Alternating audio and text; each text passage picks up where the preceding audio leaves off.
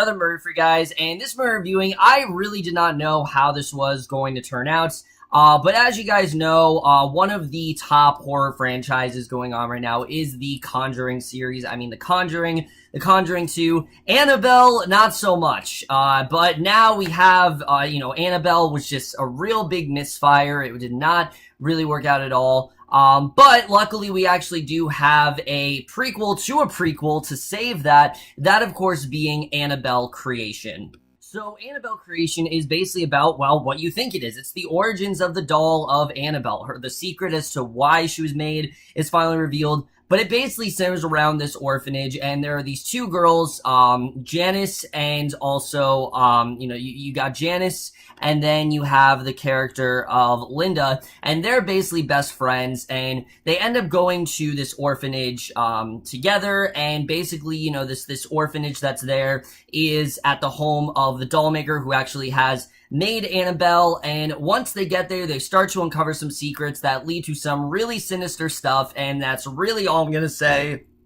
So, Annabelle Creation, as you can tell, I really didn't know what to make of this movie, to be honest with you, because, yes, I absolutely love The Conjuring. The Conjuring 2 is, in my opinion, even better than The Conjuring. I think it are just such great character-driven movies, and that's the thing I love about both those movies, that they are great movies. They're not just horror movies. They actually take the time to establish characters and establish really good conflict that's not necessarily horror, and that was something I definitely really enjoyed about both of those films. Annabelle, however, not so much. I mean, just such a flat, one-note, jump-scare-filled film that really didn't seem to care much about the characters at all, really only cared about jump scares, and really just didn't do much. It was a real step down in basically every way. It was really unmemorable. So I really didn't know how Annabelle Creation was going to turn out. I was hoping that it would be better. And I have to say, after watching this movie, not only was this a huge improvement over the first one, but this is easily the Ouija Origin of Evil of this year. I honestly loved Annabelle Creation. I think it's a very well done movie. It's just below the first Conjuring for me. I think that's really how great of a movie this really is. But I think anything really is, better than Annabelle, honestly. But let's just get into this movie, starting off with the cast. And I have to say, that's something that all of these Conjuring movies have done extremely well. There's really not a single one that, in my personal opinion, have had bad casting. Even Annabelle, as bad as that movie was, the casting wasn't the worst. It was mainly just like the characters in general were just very flat, and I didn't really care. I still thought Annabelle Wallis gave a good performance. Here, though, the cast is a million times better. We got some really great performances out of everyone here. But let's first talk about Stephanie Sigman as Sister Charlotte. I really enjoyed this character. This is someone who, she's very devoted to the church, and she's the caretaker, and, she's trying to do whatever she can to help out these girls, but you can tell that she, too, fears that there's something going on, within the confines of, this orphanage, and she doesn't really know what to make of it, and I really like the way her character was portrayed here. They could have easily made her a really dumb character.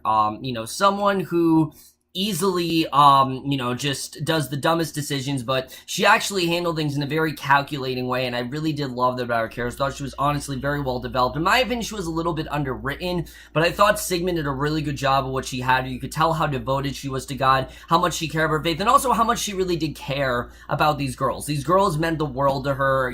If something bad happened to them, she kind of felt guilty about it, and I really do love the way that was portrayed here. I thought she honestly did a really great job, and she definitely is light years ahead of the character, that Annabelle Wallis portrayed. Not that that was, just such a much more complex character, a much more interesting character, and in general, just a lot more likable of a character than what we got in the first movie. However, easily the standouts of this film are Talitha Bateman and Lulu Wilson. Now, Lulu Wilson, of course, I've talked about her before, Ouija Origin of Evil, just so incredible in that movie. And again, she was so terrifying in there. Most of that movie she was possessed, and she gave easily probably the scariest child performance since Linda Blair in the original Exorcist film.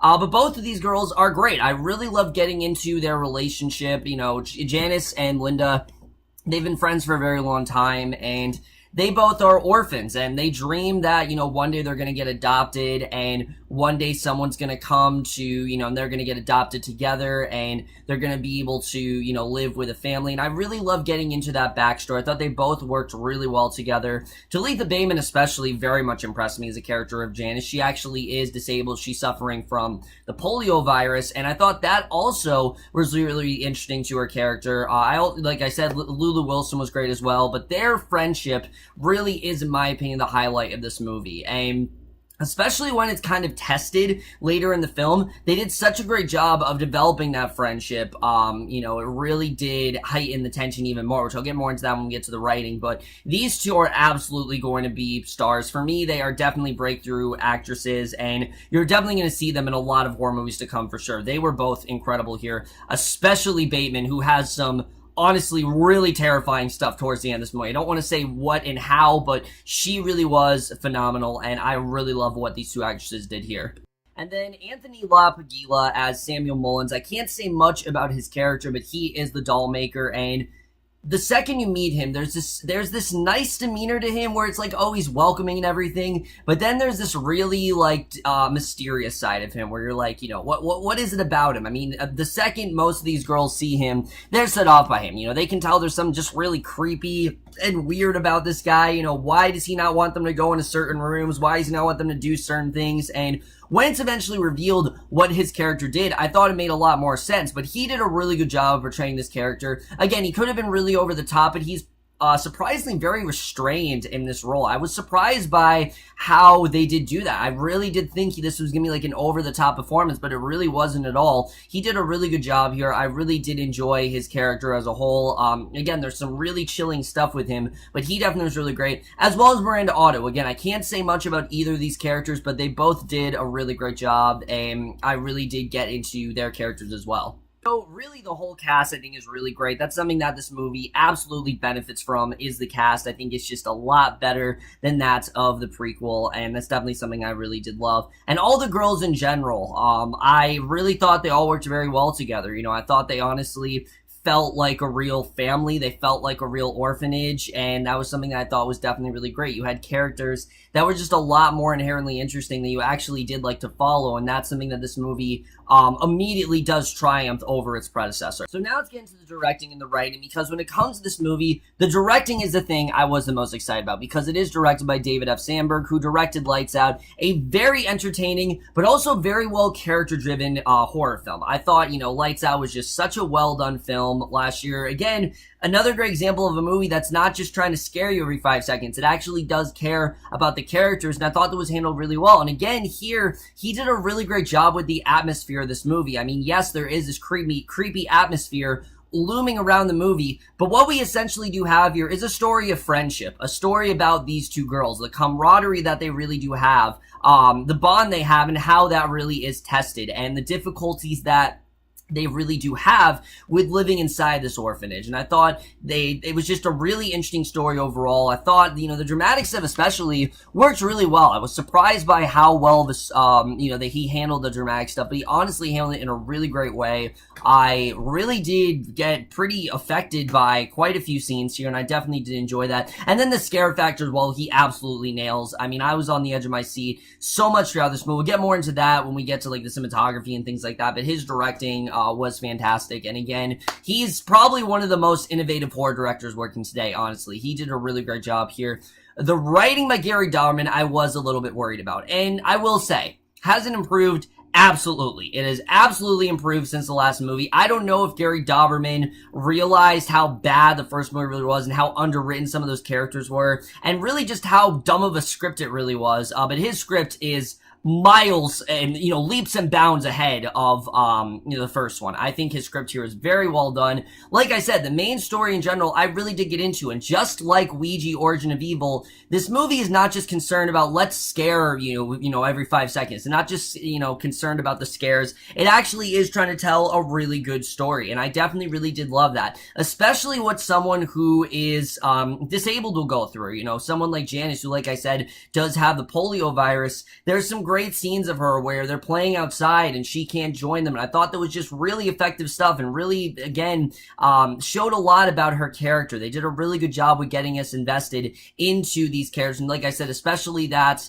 of Lulu Wilson, Talitha Bateman. I just thought their friendship was really well done, and I definitely really did love what they did with them, and I just really did get into it. I thought there was some really great stuff, and they clearly cared. That's the thing I noticed about this movie that the first one did. This one cared about the characters. This one cared about creating a compelling story, and I was all for it. I really love the story we got here. I thought it was, really interesting stuff, and I definitely really did enjoy it. This wasn't just a bump in the night sort of movie, which it is, a lot. There definitely are a lot of that, but, the story in general I did think was really interesting. And then the origin story part of it as well. I mean, yes, this is technically an origin story about how the Annabelle doll was made. I thought it was going to be really forced and actually felt really natural. It takes a little while to get into that, but I thought that the story actually made a lot of sense. It actually, showed why this doll would be made, because why would someone make this creepy doll? It actually made a lot of sense as to why this thing was made,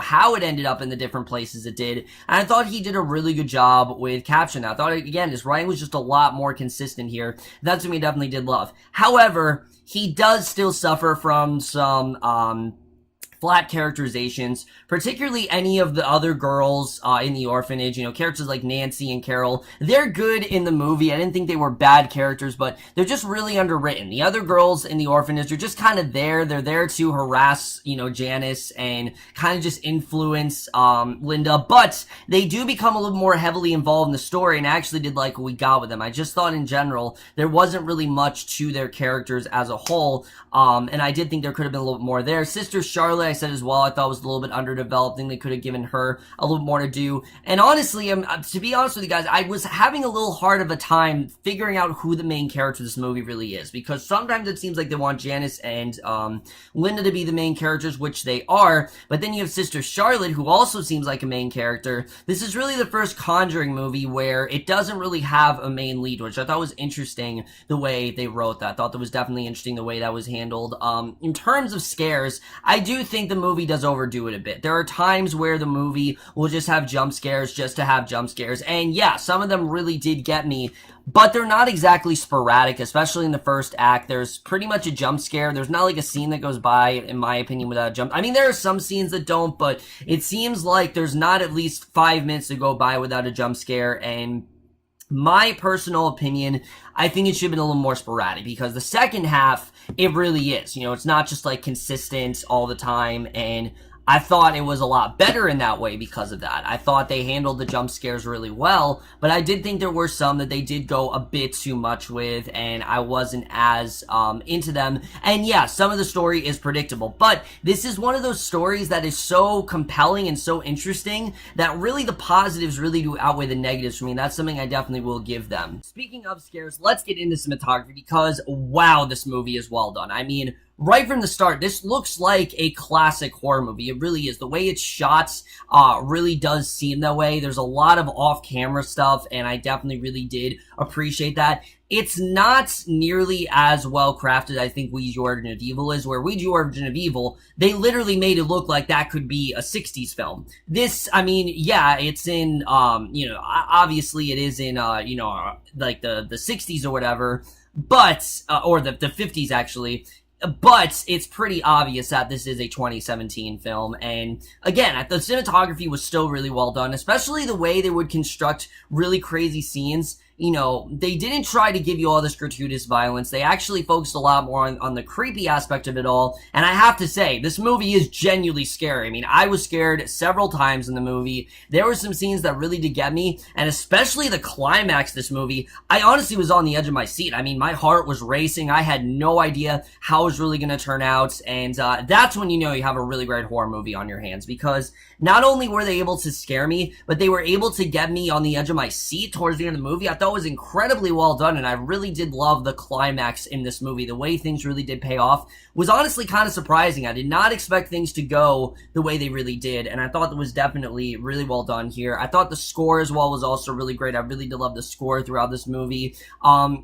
I did feel they utilized, some loud noises just a little bit too much, but I thought it worked for the most part. And then the editing. The movie, to me, is perfectly paced. I don't really think there was anything that was out of place. At first, I thought the beginning was abruptly done, but once it's revealed what the actual origins of the doll maker and his wife, then I thought it made sense why we started the movie out that way, because we started the movie and immediately he's making this doll. And it didn't make as much sense to me as to why that was, but then the movie, actually explained it, and I thought it actually made a lot more sense there. And then the only other thing I really can complain about is they, like Ouija, they basically do the same thing in this movie where they try to connect it to the first movie, and I will admit, it works better here. It really did. I did think that it actually worked a little bit better than it did in the first movie, but I didn't really feel like it was necessary. Like, I honestly felt the way the movie ends, before we get this time jump, which, it's a big connection to the first movie, I get why they did it, but the way the movie went, I thought, okay, I'm like, all right, that's the perfect ending. That's the way you end this movie. I didn't really understand the extra scene other than the fact they wanted to connect it to the first movie, which I really didn't think was all that necessary. I don't really think they needed to. I get it, they were trying to come full circle, but honestly, because of how much of a disaster the first movie was, I would have just liked to pretend this didn't happen. I mean, yes, obviously it did, but I don't really know why they had to do that. It felt a little bit unnecessary to me, and I didn't really understand that. Other than that, guys, I really loved Annabelle Creation. I think it is a fantastic horror movie that is genuinely scary, but also has a really great story that I honestly really did like, and characters that I really did latch onto. And I really did think it had a great message, about true friendship and the difficulties that a bond like this can really have and things like that. And, really what orphans do go through on a daily basis. I just thought it was very well portrayed in that regard. It's scary, it's innovative, and it definitely is without a doubt one of the best horror films of the year.